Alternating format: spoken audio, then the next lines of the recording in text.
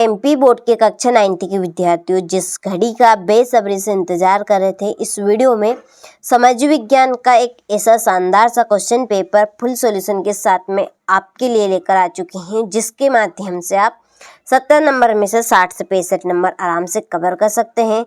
तो सारे प्रश्न आपके लिए इम्पोर्टेंट रहेंगे, तो आपको धैर्य और शांति से सारे प्रश्न यहाँ पर कंप्लीट कर लेने हैं, ताकि आप सभी 75 में से 60 से 65 नंबर आराम से कवर कर सके। तो चलिए बिना किसी देरी के वीडियो को हम शुरू करते हैं और सीरियल बाय सीरियल यहाँ पर सारे प्रश्नों को जल्दी से कंप्लीट कर लेते हैं। तो पहले से ही यहाँ पे टिक मार्क लगा के रखा है मैंने, ताकि आप सभी का ज़्यादा समय बर्बाद ना हो। तो देखिए, पहला प्रश्न है कि भारत का क्षेत्रफल विश्व के कुल क्षेत्रफल का कितना है? तो इसका आंसर है आपका 2.4%। नंबर 2, निम्न में से किस नदी को मध्य प्रदेश की जीवन रेखा कहा जाता है? तो इसका आंसर है नर्मदा। नंबर 3, प्रथम विश्व युद्ध कब लड़ा गया था? तो इसका आंसर है 1914 से 1918 को। नंबर 4, आरंभ में मित्र राष्ट्रों का नेतृत्व किनके हाथों में था? तो इसका आंसर है सोवियत संघ और अमेरिका। नंबर 5, प्रारूप कमेटी के अध्यक्ष थे? तो प्रारूप कमेटी के अध्यक्ष थे डॉक्टर भीमराव अंबेडकर। नंबर 6, भारतीय संविधान लागू हुआ? तो भारतीय संविधान 26 जनवरी 1950 को। ठीक है, चलिए, तो ये आपके सही विकल्प कंप्लीट हुए। तो स्क्रीनशॉट आप यहाँ से ले लीजिए और अच्छे से कंप्लीट करें, जितनी जल्दी हो सके उतनी जल्दी। चलिए आगे बढ़ते हैं अगले क्वेश्चन की ओर। तो देखिए, अगला क्वेश्चन है रिक्त स्थानों की पूर्ति कीजिए। तो नंबर 1, कि भारत की भूमि का क्षेत्रफल खालिस्तान वर्ग किलोमीटर है? तो इसका आंसर है 32,87,263। नंबर 2, खालिस्तान नदी गंगा नदी की सबसे बड़ी सहायक नदी है? तो इसका आंसर है यमुना। नंबर 3, कार्ल मार्क्स ने खालिस्तान नामक ग्रंथ की रचना की? दास कैपिटल की। नंबर 4, संविधान सभा की प्रथम बैठक खालिस्तान में हुई 9 दिसंबर 1916 में। नंबर 5, जो क्रियाएं आय प्राप्त करने के लिए की जाती है उन्हें खालिस्तान कहते हैं आर्थिक क्रियाएं। और नंबर 6, उत्पादन का मुख्य प्रथम आवश्यक कारक है? तो इसका आंसर है भूमि। ठीक है, तो इस तरह से हमने रिक्त स्थान भी कंप्लीट किए। चलिए जल्दी से अगला क्वेश्चन भी कंप्लीट करते हैं इसी तरह से, क्योंकि टाइम आपके पास बहुत कम है। जितना टाइम है उतने टाइम में जितना हो सके देखिए उतनी जल्दी आपको सारे क्वेश्चन यहाँ पे कंप्लीट कर लेने हैं, ताकि आप सभी अच्छे से अच्छे नंबर स्कोर कर सके। देखिए जोड़ी आपकी रहेगी, पहली जोड़ी है राजस्थान। तो देखिए राजस्थान की जोड़ी रहेगी क्षेत्रफल में सबसे बड़ा ये राज्य है। नंबर 2, ड्यूमा इसकी जोड़ी है, रूसी की संसद है ये। तीसरा है खरीफ, तो खरीफ की यहाँ पर फसल है ज्वार और बाजरा। नंबर 4, हरित क्रांति, इसका संबंध है उत्पादन में वृद्धि से। नंबर 5, डॉक्टर राजेंद्र प्रसाद, ये संविधान सभा के अध्यक्ष और देश का सर्वोच्च कानून, तो इसकी जोड़ी है संविधान। ठीक है, चलिए तो यहाँ से आप स्क्रीनशॉट ले लीजिए। इसके बाद में सत्य सत्य का चयन कीजिए। पहला है कि भारत के दक्षिण में हिंद महासागर स्थित है?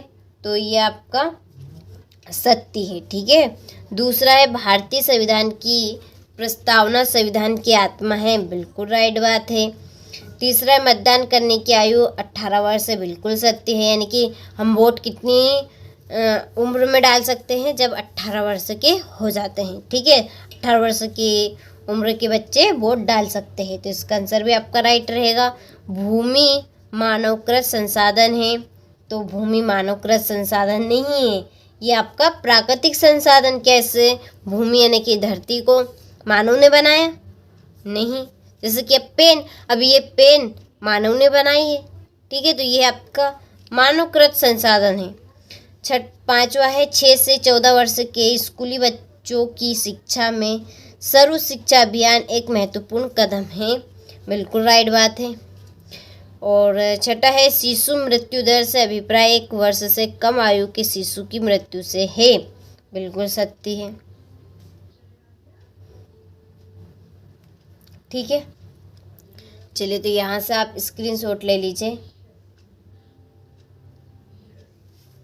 इसके बाद में है अगला क्वेश्चन, एक वाक्य में उत्तर दीजिए। पहला है हीराकुंड बांध किस नदी पर बना है। जो हीराकुंड बांध है वो किस नदी पर बना है, तो वो आपका बना है महानदी पर, महानदी पे। दूसरा, धर्मनिरपेक्षता का अर्थ लिखिए, तो इसका आंसर आपको कंप्लीट करना है। तीसरा है लोकसभा के सदस्यों को क्या कहते हैं, सांसद कहेंगे। क्या कहेंगे, सांसद। पालमपुर की एक गैर कृषि क्रिया का नाम लिखिए। दुकानदारी, दुकानदारी।